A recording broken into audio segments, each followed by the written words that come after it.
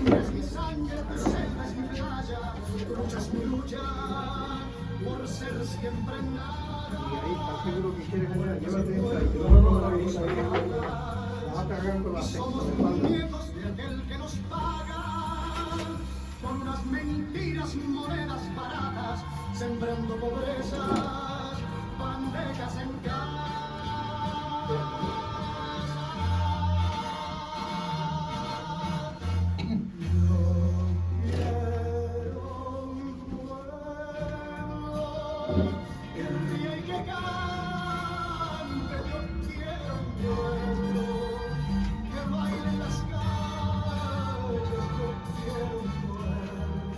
Muy buenos días a todos nuestros queridos radioescuchas. Les hablamos desde su programa, Voces de la Soberanía. El programa Voces de la Soberanía es auspiciado por la Convergencia Nacional Boricua, CONABO, y les habla uno de sus moderadores, Carlos Ulises Pavón Ortiz. Me acompaña en la mañana de hoy Abigail Rivera. Buenos días, Abigail. Buenos días a todos los que nos escuchan, y vamos a estar aquí hablando sobre la patria que nosotros queremos que sea.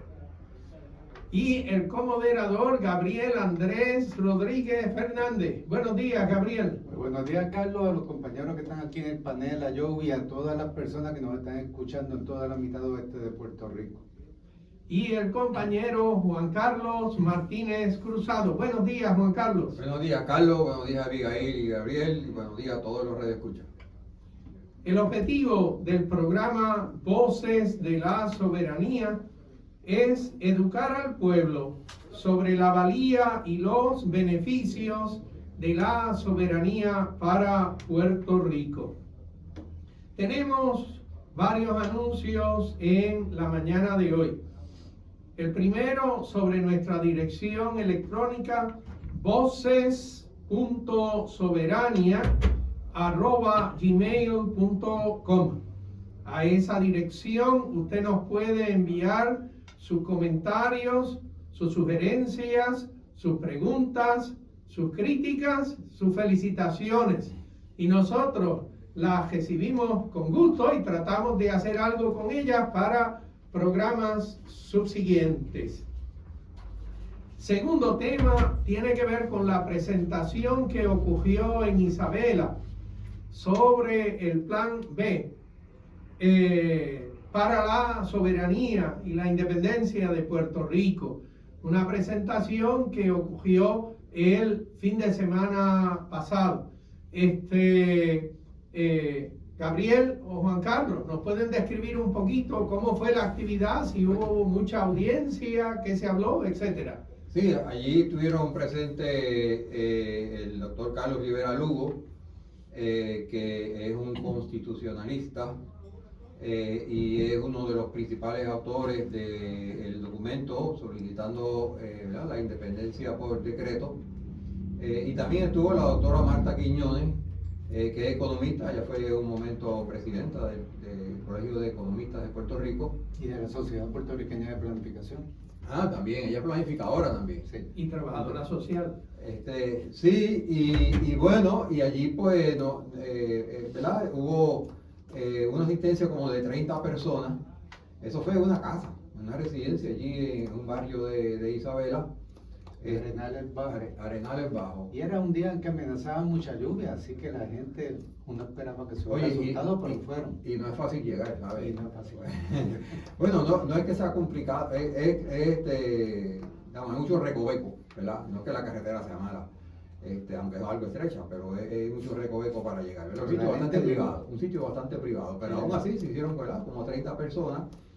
Y lo importante allí también es que ¿verdad? Se nos explicó la base jurídica mediante la cual se fundamenta esta orden ejecutiva que se le propone al presidente Trump y también me pareció muy importante la parte de la doctora Quiñones, en la cual hace una exposición de la capacidad que tiene Puerto Rico, lo cual no debe quedarle duda a nadie, ¿verdad?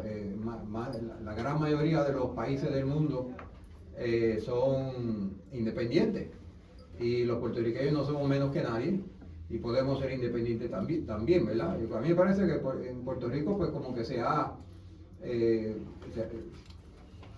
la independencia ha sido algo que al pueblo se le ha obligado a descartar de antemano, ¿verdad? A ni siquiera considerarla. Y ahora hay independencia y eso pues, automáticamente vamos a hablar de otra cosa.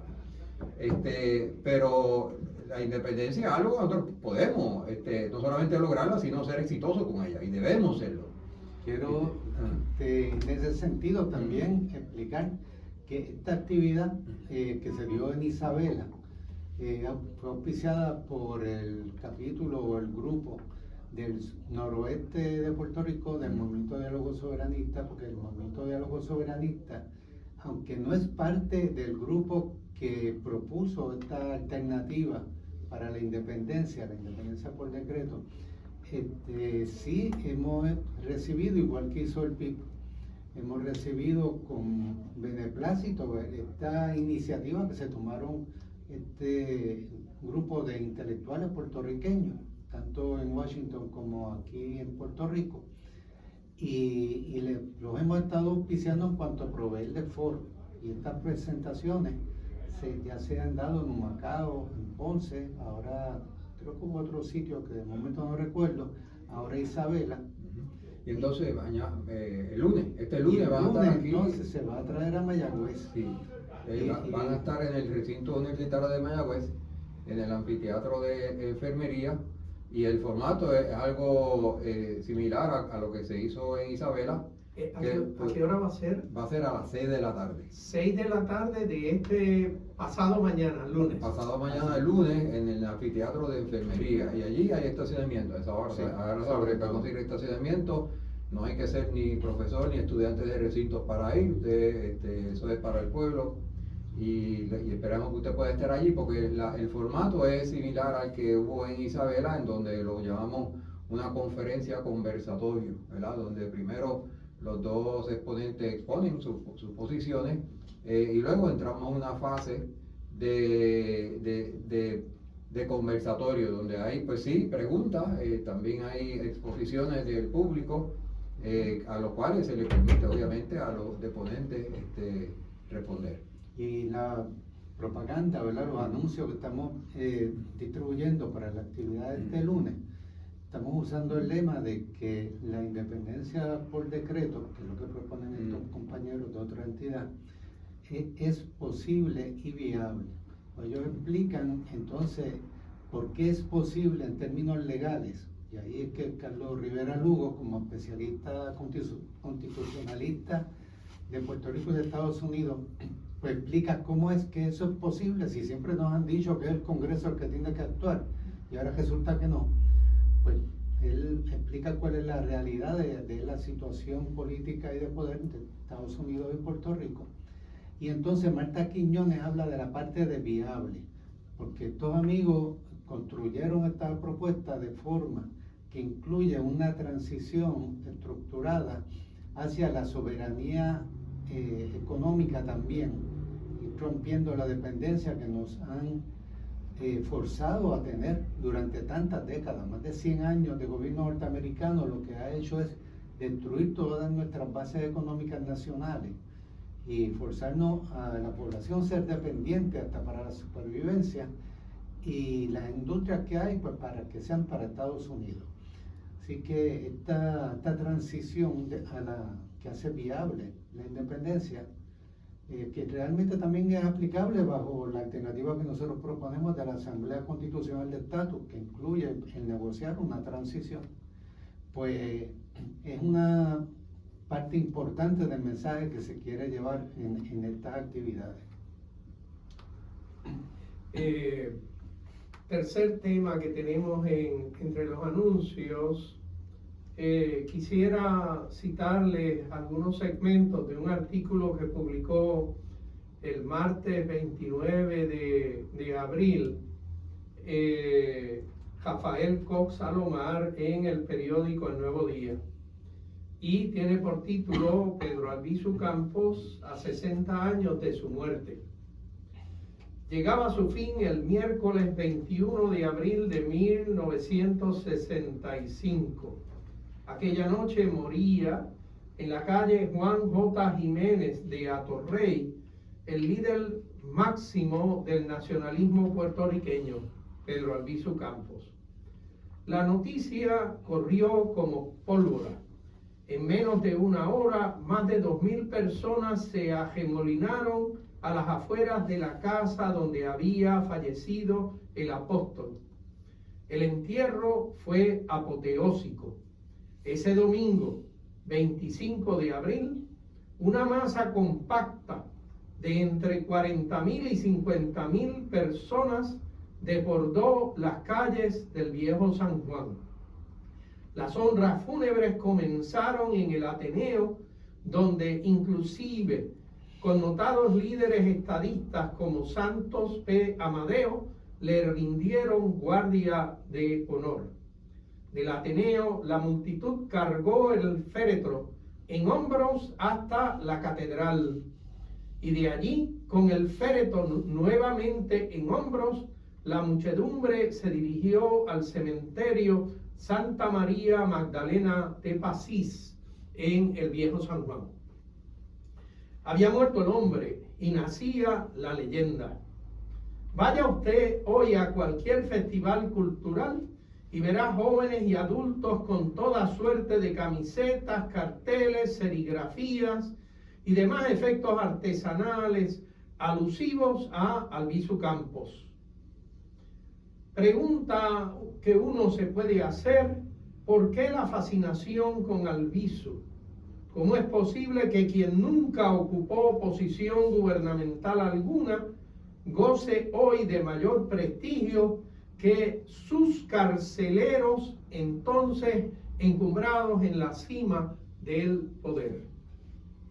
Albizu nació en el barrio Tenerías de Ponce en junio de 1893, y hay dudas sobre si fue en septiembre del 1891, pero bueno, finales del siglo XIX. Hijo de Juliana Campos y de Alejandro Albizu Romero. Huérfano de madre a los 2 años, se cría en una abyecta pobreza con una tía materna. No será reconocido por su padre hasta 1914. Fue un estudiante brillante. En 1912 llegó a la Universidad de Vermont y en 1913, un año después, se transfirió a Harvard. De allí se graduó de ingeniero químico en 1916, 3 años después de haber iniciado su estudio de ingeniería, y de abogado en 1923.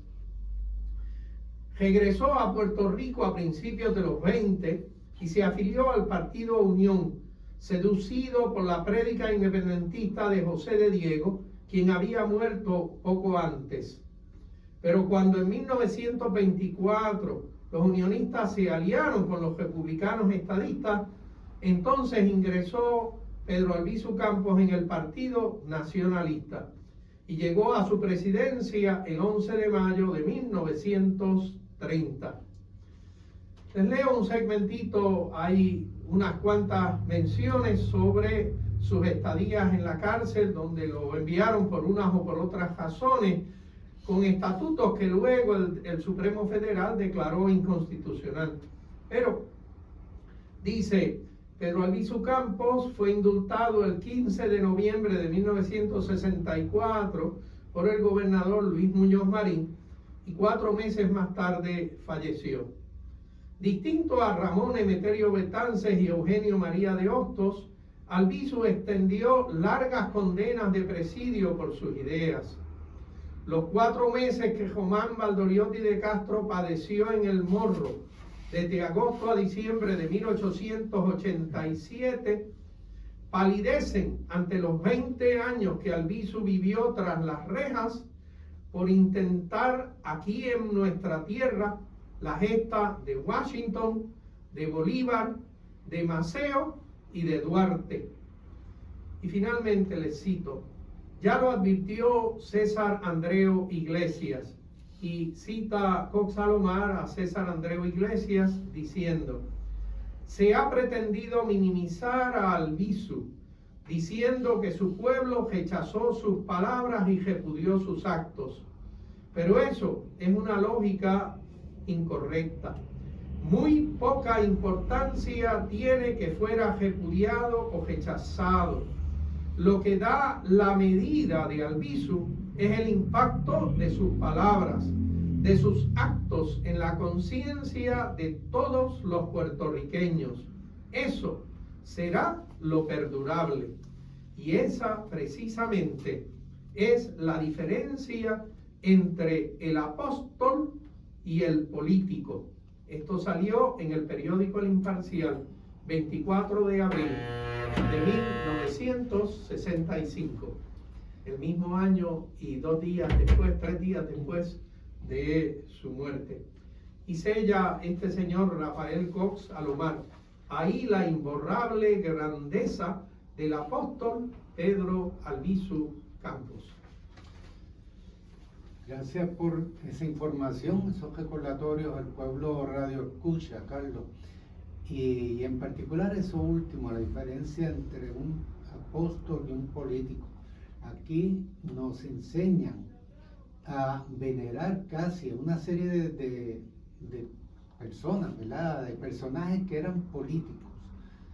Mientras están los populares, pues tratan de que volvamos a venerar a Muñoz. Otros quieren que veneremos a Carlos Romero Barceló o a los Joselló o a algunos de estos políticos baratos de la colonia. Y sin embargo, eso no tiene ningún arraigo en el pueblo.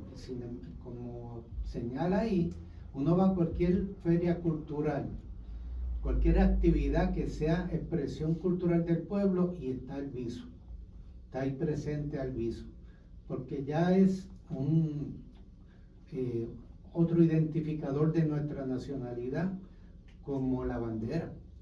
Y en todos los pueblos de Puerto Rico, gracias a compañeros que hicieron esa campaña para aquella época, en todos los pueblos de Puerto Rico hay por lo menos una calle que lleva el nombre de Un Pedro Albizu edificio Campos. o algo que lleva el nombre de Pedro Albizu Campos. Así que un apóstol por la independencia de Puerto Rico, el último gran libertador de América. Y quiero añadir un detalle que siempre se queda fuera en estas cosas. Le enseñan a la gente que los nacionalistas eran unos locos y que Albizu Campos estaba loco, que por eso se atrevió a enfrentarse a Estados Unidos y que decía que lo estaban matando con radiación, cosa que después se ha probado que era cierto, con los experimentos de radiación que usaban con él y otros presos.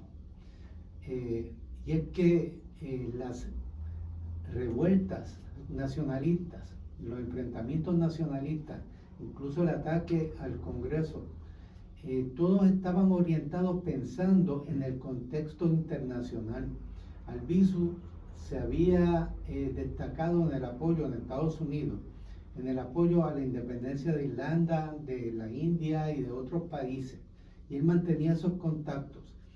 Y su estrategia, sobre todo con la revolución del 30 de octubre, que era lograr consolidar un sitio militarmente desde donde se proclamara la república y que entonces sus aliados internacionales llevaran el caso a las Naciones Unidas para reconocer la soberanía de Puerto Rico. O sea, eso no es una locura, es una estrategia realmente bien pensada y casi la única factible dentro de las condiciones de desventaja militar en que estaríamos contra Estados Unidos. Así que hay que reconocer y seguir destacando, investigando estas importantes aportaciones de Pedro Albizu Campos en nuestra historia y nunca olvidar esas fechas importantes. Quería, ¿verdad?, mencionar que al igual que Juan Carlos nos llama la atención el hecho de que el ideal de la independencia o de la soberanía, cualquiera de los dos que en este punto nosotros podamos empujar, a muchos miembros del pueblo de Puerto Rico les resuenan en la cabeza, en los oídos, el tenerle miedo a esta como alternativa a nuestro pueblo, alternativa política a nuestro pueblo. Esa fue la prédica de don Pedro Albizu Campos, reconociendo que él, que había estudiado de jovencito en el mundo norteamericano, en dos lugares razonablemente buenos, porque él a donde fue a Vermont y a Boston. Y dentro de los lugares de mucha racismo, esos dos lugares eran un poquito más leves que otros tantos. En otros tantos él no hubiera llegado ni a primera base, a pesar de toda su inteligencia. La realidad es que él se dio cuenta de que éramos dos pueblos distintos y que teníamos que trabajar por lo que era la patria de los puertorriqueños. Y creo que ese es nuestro norte, nuestro objetivo en este programa y por supuesto en el programa que acaban ustedes de escuchar, que auspicia el Movimiento Independentista Nacional Ostosiano. Vayamos a los temas del día de hoy. Ahí mencionaste a Armin, hay que felicitarlos por su 18 aniversario en el programa, como hicimos durante el programa de ellos, pero aquí también felicitarlos por ese extraordinario logro, el trabajo que conlleva y la importancia de esa proyección que han estado haciendo durante 18 años.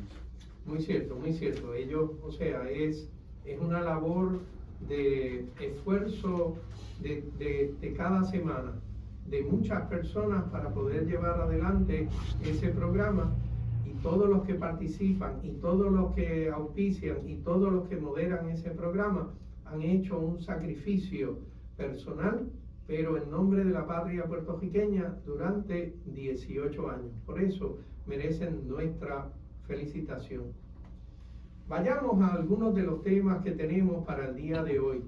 Me gustaría iniciar con el tema de lo que es una legislatura representativa. Que nosotros iniciamos esta conversación un poquito anteriormente, pero me gustaría, ¿por qué es para nosotros importante esto de que la legislatura sea representativa? Y representativa no significa el que tengo un representante de Cabo Rojo, Hormigueros y San Germán y otro de Ponce, de uno de los tantos distritos de Ponce. No, es un poquito más allá de eso. ¿Qué significamos con esto de una legislatura representativa? Pues una legislatura representativa debe tener, además de ese factor geográfico, ¿verdad?, en donde haya miembros de distintas partes geográficas del país y que la proporción de ellos sea más o menos proporcional a las proporciones que existen geográficamente en el país. Pues también es necesario que la... Tamaño poblacional. ¿A qué te tamaño poblacional. Tamaño poblacional. Tamaño poblacional, sí. Entonces, también es necesario que las proporciones ideológicas o de partidos pues sean consistentes con las proporciones que existen en el pueblo, ¿verdad?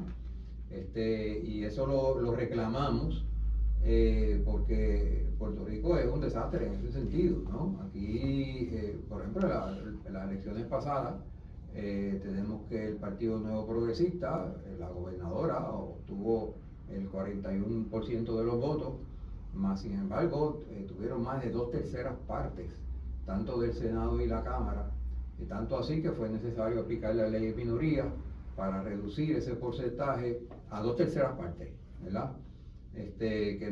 Así que esa ley de minoría trata de amortiguar el golpe de la falta de representatividad, pero realmente no tenemos una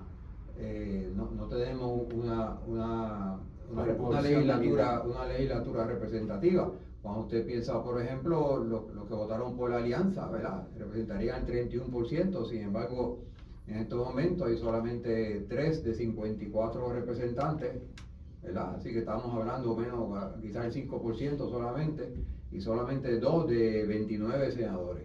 Repítete otra vez esos números porque lucen como interesantes cuando uno discute este asunto de la representatividad proporcionada y numérica. de 51 representantes que tiene nuestra Cámara de Representantes. Normalmente ahora tiene 54, perdón, 53, porque se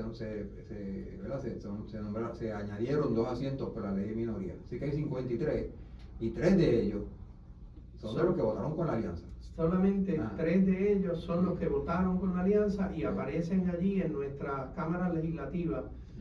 Pero entonces, Juan Carlos... Y eso es luego de aplicar la ley de minoría. Y eso es luego de aplicar la ley de minoría. Sí. Pero entonces, ¿por qué nos hace falta el que nuestra legislatura incluya otras voces que no sean solamente la del partido que supuestamente copa el asunto electoral? ¿Por qué? Bueno, la democracia debe ser algo de acuerdo entre el pueblo. O sea, el pueblo tiene que valorar la democracia. Valorar la democracia implica respetar tu posición. No necesariamente tengo que compartirla, pero reconocer que tú eres tan miembro del pueblo como yo. Y que la decisión que salga del cuerpo tiene que representar ese sentir. No es democrático uno intentar imponer la ideología de uno, imponer la posición de uno, que es algo que en Puerto Rico es uso y costumbre, ¿verdad? Eso es lo que vemos aquí en Puerto Rico. Y se facilita con el tipo de legislatura o manera de seleccionar la legislatura que tenemos, en donde se produce una mayoría de un partido, aunque ese partido no haya tenido una mayoría de los votos. Hay un concepto de proporcionalidad que aquí se ha presentado otras veces, que de hecho creo que en el programa anterior tú lo presentaste para el caso de Uruguay, que esa representatividad se buscaba también recogiendo parte de la cantidad de legisladores que iban a haber en un nuevo parlamento. Venía de ese fenómeno de qué proporciones de votos de los partidos, no solamente entonces en la otra parte en cuanto a cuántos votos tuvieron los legisladores como tal, que ahí es que entiendo que viene al caso lo que señala de que como que la alianza sí tuvo el 31% de los votos, no tiene más miembros en la legislatura, pues porque nuestro sistema, que es muy antidemocrático en muchísimos aspectos, pues lo deja solamente en los votos a los legisladores específicamente dentro de esta mecánica controlada que tienen. No tiene el mecanismo para cuando un partido demuestra un respaldo significativo del pueblo. Si sus candidatos específicamente no logran unas mayorías locales, no entran, no importa que el partido como tal haya mostrado esa fuerza. Y aquí en el caso de Mayagüez, en el mismo San Juan, en Cagua, Ponce, la alianza ganó la votación a la gobernación. Y eso no hizo ninguna diferencia entonces en cómo están formadas ni las legislaturas municipales siquiera. Así que nuestro sistema está muy defectuoso en ese sentido. Y por último quería añadir en lo de la representatividad, que también se ha señalado en algunos países, incluso en algunos estados, en Estados Unidos, que han estado buscando mejorar la representatividad en cuanto a composición. Aquí se ha hablado muchas veces de que hay muy pocas mujeres en la legislatura, considerando que las mujeres son la mayoría de la población, por lo menos el 51%, que es como que no hay un 51% de legisladores que sean mujeres. Y no que tenga que ser exactamente igual, pero eso por lo menos se ha mencionado. Ahora, ¿qué representatividad tienen las demás características de la legislatura en comparación al resto del pueblo? En el Senado de Estados Unidos todos los miembros son multimillonarios. ¿Qué representatividad tienen entonces en términos de clase social y económica respecto al pueblo de Estados Unidos? Y aquí en Puerto Rico sabemos que hay una casta política partidista muy bien remunerada, que tienen una situación económica que contrasta dramáticamente con el hecho de que la mitad de nuestra población esté bajo los niveles de pobreza. Así que hay que tomar en cuenta también esos otros elementos de la representatividad en la composición de la legislatura o de la Asamblea Nacional, que es lo que nosotros proponemos que exista para Puerto Rico. Déjame Una de las cositas que tú mencionaste cuando describiste el proceso parlamentario en Uruguay es el hecho de que la elección de los legisladores de cada partido no son elecciones basadas en el personalismo, en la persona. Son candidatos en una lista y entonces las personas cuando votan es como si dijéramos que la papeleta es la papeleta más sencilla, porque tiene 3 votos. Un voto para el dueto presidente-vicepresidente, un voto para algún partido en el Senado y un voto para algún partido en la Cámara de Representantes allí en ese país. Y que dependiendo de la cantidad de votos que reciban en esa cosa de los senadores, pues por ejemplo, entonces ahora se reparten las 30 posiciones de Senado que tienen en el Senado en Uruguay. Y no es basado entonces en el personalismo, pero eso tiene algo bien positivo, y es que el representante es un representante de la nación, no es un representante del distrito, por lo tanto no va a la legislatura en Uruguay a dar las decisiones en la dirección de su distrito. No va a ser en ese detalle, sino que tiene que trabajar por lo que es el pueblo.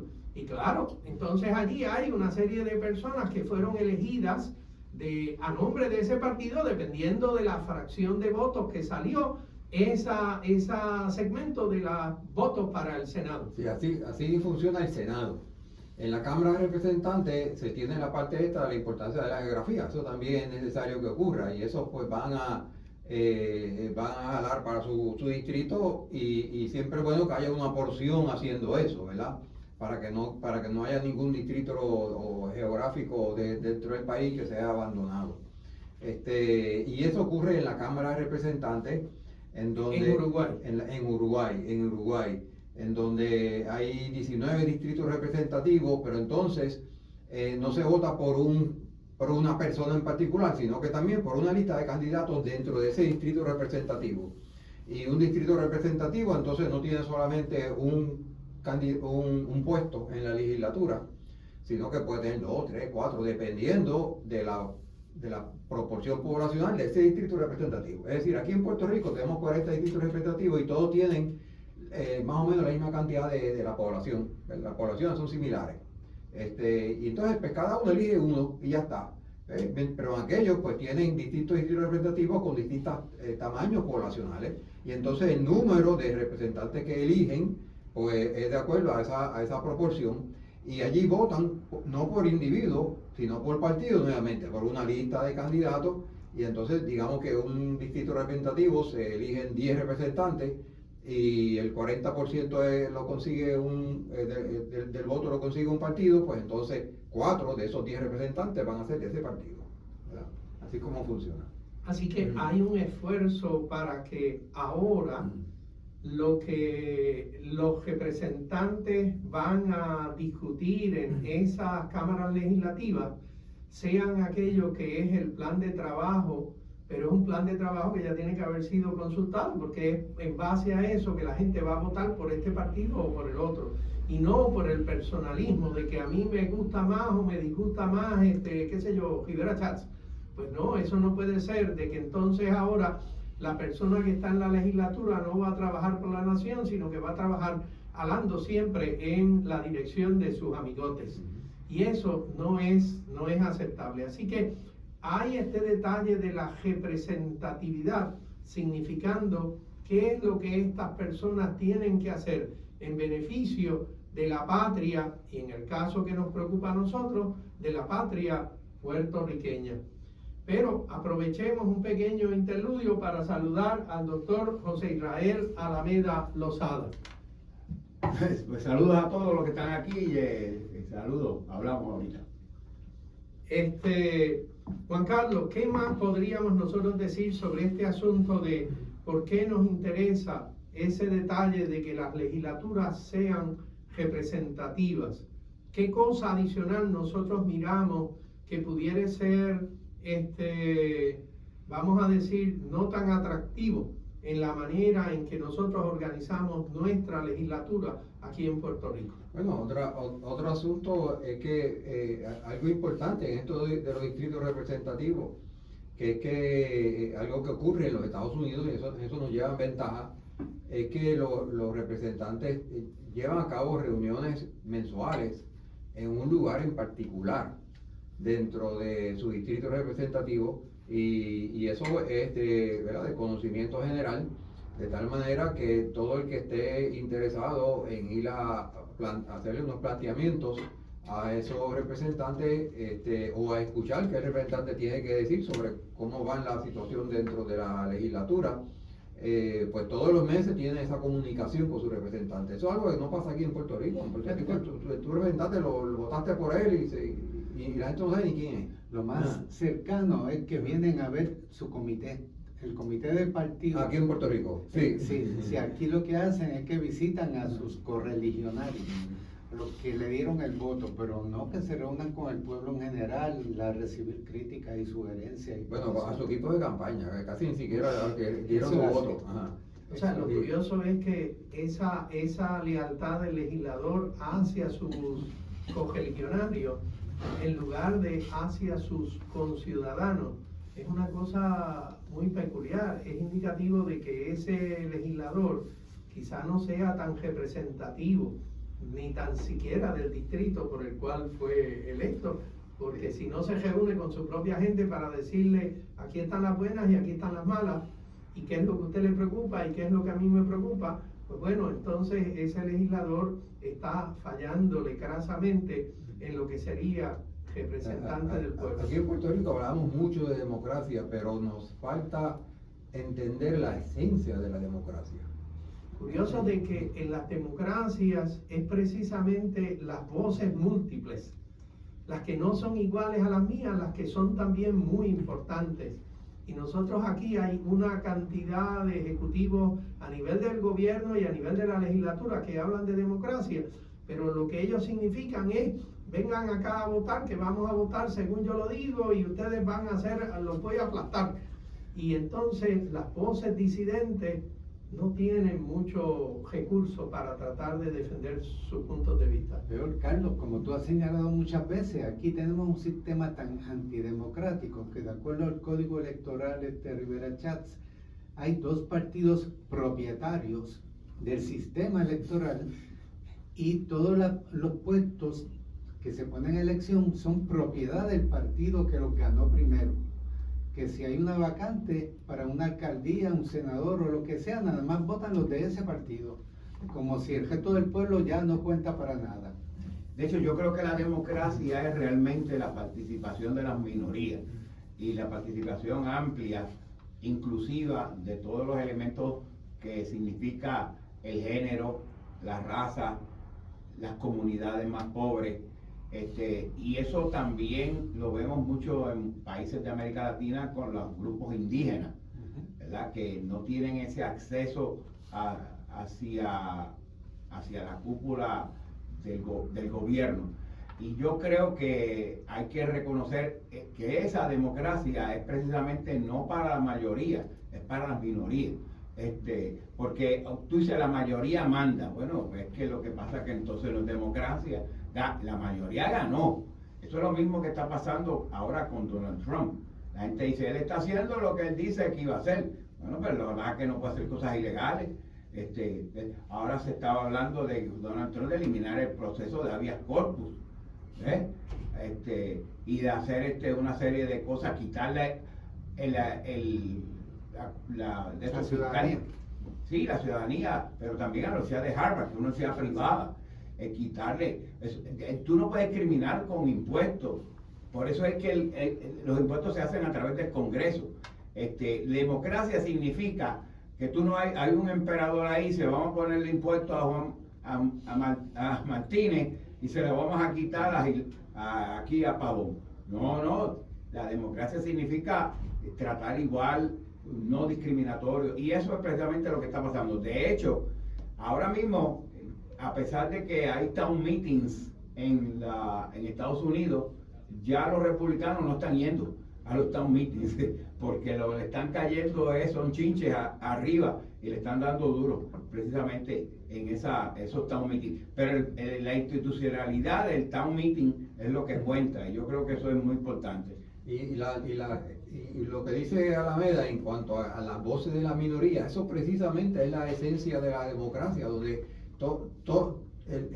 la opinión de todos cuenta y las decisiones que se toman en el gobierno, pues recoge ese sentir general del pueblo. Por eso las vistas públicas son necesarias y por eso es necesario también que las campañas políticas no sean dominadas por el dinero, por el que tiene dinero.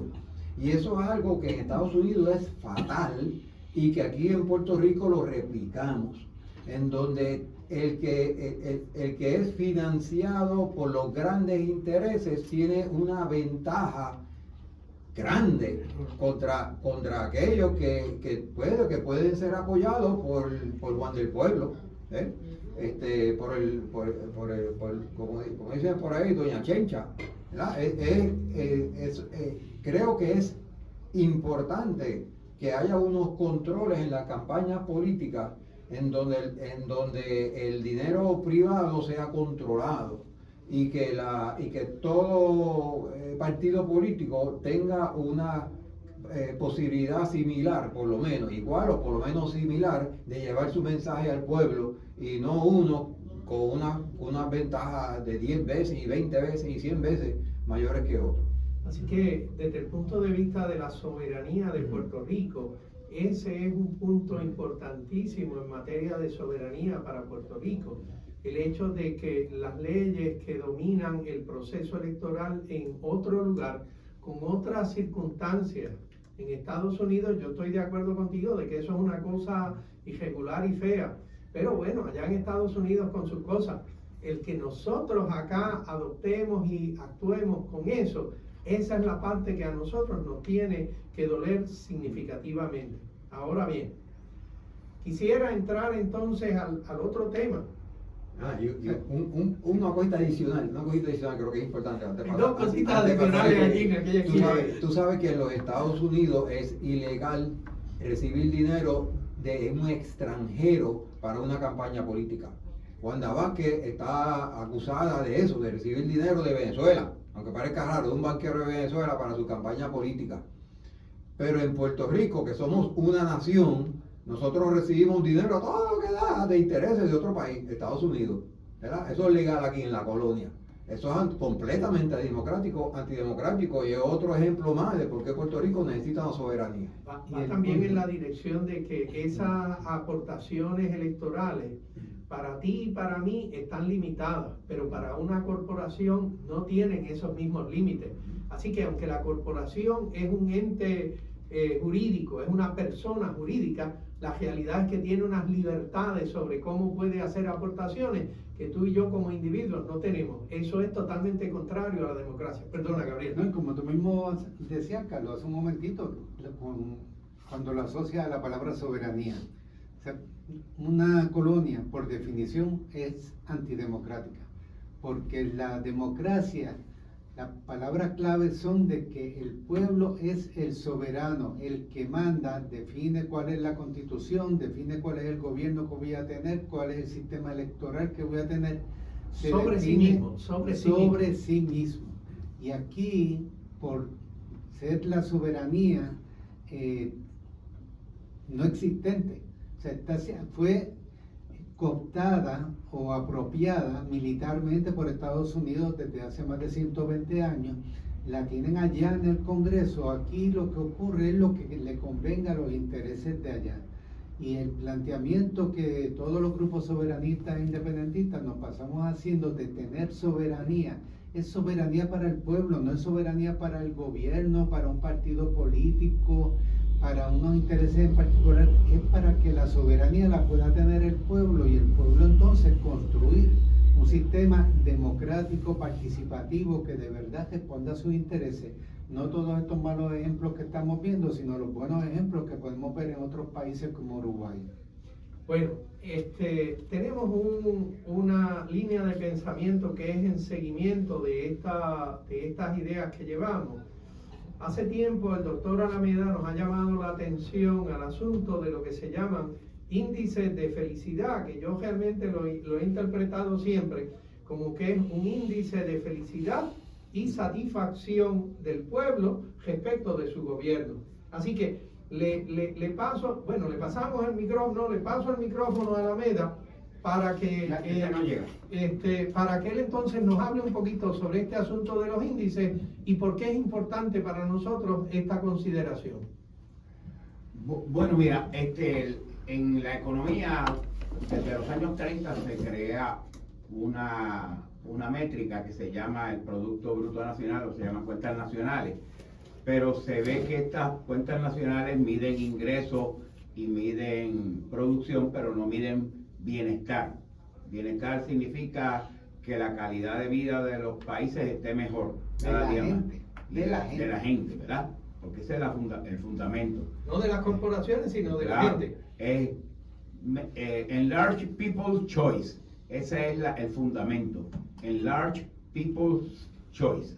Que la gente esté mejor en una calidad de vida.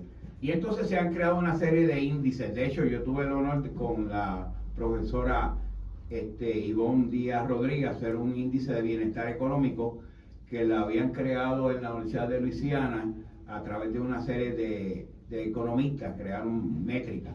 Y yo tuvimos casi un verano que nos dimos clases trabajando en ese libro. Y se hizo el libro y salió.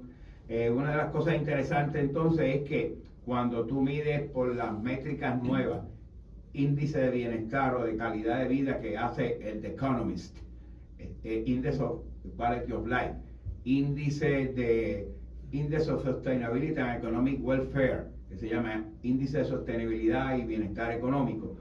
Y recientemente también, a través de un economista que se llama Jeffrey Sachs y otros más, hicieron los índices de felicidad. Estos índices de felicidad son unas encuestas que se hacen a la gente, preguntándole a la gente unas preguntas que obviamente no las tengo aquí a la mano, y entrar en ello sería un detalle demasiado de profundo, pero están midiendo la felicidad. Índice de felicidad significa que un índice de calidad de vida. Entonces, cuando tú miras esos índices de calidad y lo comparas precisamente con índices de criminalidad y cosas así, te das cuenta que los países que muestran ser más felices o tienen mejor calidad de vida, tienen mejores índices de escolaridad, mejores índices de salud y tienen menores índices de criminalidad, lo cual quiere decir que están midiendo correctamente lo que queremos realmente medir, que es la calidad de vida de la gente, no cuánto produce. Acuérdate que tú puedes producir, construye más cárceles, pues el Producto Bruto aumenta porque tienes más concreto, estás produciendo más, aumenta más guardias en el país, pues posiblemente sea necesario, pero eso no significa que el país esté mejor. En algunas regiones de la China, la producción es enorme, porque lo producen personas muy mal pagas, bajo condiciones extraordinariamente onerosas, muy contaminantes, y eso es una producción enorme. También. Por cabeza es enorme, pero no es útil. Sí, usted puede estar produciendo muchas armas. ¿Y eso para qué sirve? De hecho, vamos ahora mismo lo que acabo de leer en las noticias. Donald Trump acaba de presentar un presupuesto que recorta 1.600 billones. Y el recorte fundamentalmente es a salud, a educación, a áreas que tienen que ver con el bienestar social de la gente. Pero, a diferencia de eso, te aumenta, me están riendo aquí, te aumenta los gastos de defensa y toda la investigación y desarrollo al Pentágono y al desarrollo de las nuevas armas, fusiles, tanques, etcétera, etcétera. Obviamente, esa nueva mezcla que está haciendo en ese presupuesto no aumenta el Producto Bruto, estoy seguro que sí, pero no va a aumentar la calidad de vida de la gente de los Estados Unidos. Estados Unidos se está moviendo a una economía permanentemente de guerra. Es como si estuviera ahora mismo en una guerra mundial, porque lo que está intentando hacer es fomentar ese valor de guerra, de guerrero y de imperio, de imperialista, ¿verdad? Meto aquí, eso es mío, dame acá, no, aquí no hay conversaciones. Obviamente esto no abona nada a mejorar la nación norteamericana, especialmente en la parte que tiene que ver con la calidad de vida, con los índices de felicidad. Por cierto, no tengo aquí tú no los tienes los componentes, tendría que buscarlo aquí en mi página de internet. ¿Tú los tienes por aquí? Los índices de felicidad. No lo tengo. Pero lo buscamos ahorita para que vean los países más felices. Pero los países más felices son los de Dinamarca. Yo creo que los tienen ahí. Estos no son. No, esto es la índice de democracia, que de hecho, Sí, hay una relación muy estrecha entre uno y otro. Y tú nos habías señalado, Alameda, cuando veíamos esto en un programa anterior, la coincidencia de que los países con mayores índices de felicidad tienen estos elementos, ¿verdad?, de calidad en la educación, calidad de servicios de salud, etcétera, pero también hay unos elementos quizás más difíciles de medir, pero de confianza, que podría ser como un indicador indirecto de salud mental, porque la gente, o tranquilidad mental, porque son países en que la gente puede confiar en su gobierno y el gobierno confía en la gente y la gente confía en la otra gente. O sea, son ciudades y civilizaciones, culturas en que la gente da por sentado que el gobierno está trabajando para ellos, para el pueblo. Aquí en Puerto Rico uno da por sentado que el gobierno no está trabajando para uno, está trabajando para ciertos intereses, ¿verdad? Hemos normalizado esa irregularidad de la relación entre el ciudadano y el gobierno, la hemos normalizado, ya casi ni nos preocupa. Damos por sentado que no, el gobierno es para los que ganaron, no para nosotros. Y los que ganaron no fueron tampoco necesariamente al partido, los asociados al partido. Y eso degrada la calidad de vida en cualquier país. Si mal no recuerdo, es este documento que tú citaste del Economista, en donde declaran democracias exitosas, democracias fallidas, regímenes híbridos y regímenes autoritarios. Y entonces hay 5 criterios de importancia. Pero eso es índice de democracia. Ese es índice de democracia, no de la felicidad. Sí, que en Ok. otro programa vimos también lo de los índices de la felicidad, pero las cosas que coinciden, ¿quiénes están primero? En las listas de países, que generalmente son los países nórdicos de Europa del Norte. Tengo aquí, ya lo conseguí. Los países de mayor felicidad son los índices que tienen mayor calidad de vida, como dije, estoy repasando, y que tienen mayor expectativa de vida. Eso significa mejor sistema de salud y también el sistema educativo. Primero es, en los primeros 5 países, el primero es Dinamarca. Dinamarca aparece también en índice de democratización, ¿verdad? Dale por ahí en qué índice, qué ranking aparece de... Sí, está como... Democracia exitosa. Está como una democracia exitosa y está en la posición número 7. 7. El otro país que es más feliz del mundo es Suecia, Sweden. Esa está en la posición número 3, índice de democracia. Aquí está en la 2 y ve. Y en la Canadá. Y eso es una monarquía. Sí, siendo una monarquía tiene Sí. más democracia. Sí, porque el problema es la participación. La democracia no es votar cada 4 años por 4 guanajos que no te hacen caso después. ¿Cómo vas a llamar guanajos? Perdón. Pues Canadá también está entre la democracia exitosa y queda número 14. Pues, y entonces el cuarto aquí de los países más felices del mundo es Australia. Y ahí Australia.